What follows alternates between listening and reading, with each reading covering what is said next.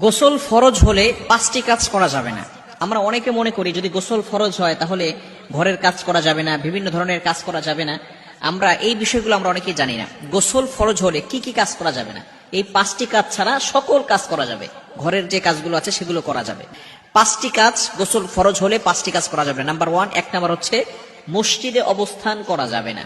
Number 2, দ্বিতীয় number হচ্ছে নাপাক অবস্থায় নামাজ পড়া যাবে না। 3 নাম্বার, গোসল ফরজ হলে 3 নাম্বার যে কাজ করা যাবে না সেটা হচ্ছে কোরআন স্পর্শ করা যাবে না। 4 নাম্বার হচ্ছে সওয়াবের আশায় কোরআন পড়াও যাবে না। অনেক সময় মা বোনরা তারা মনে করে মুখস্থ হিসেবে মনে হয় পড়া যাবে না। যখন সে অপবিত্র থাকবে, অর্থাৎ যখন তার আল্লাহ প্রদত্ত যে অসুস্থতার সময় আছে, এই সময় সে আল্লাহর জিকির করবে, দুরূদ শরীফ পড়বে। এরপরে আল্লাহর জিকির আছে, সুবহানাল্লাহ আছে, আলহামদুলিল্লাহ আছে, লা ইলাহা ইল্লাল্লাহ, আল্লাহু আকবার, এই জিকিরগুলো সে করতে থাকবে, কিন্তু কোরআন তেলাওয়াত করা যাবে না। 5 নাম্বার হচ্ছে বাইতুল্লাহ তাওয়াফ করা যাবে না।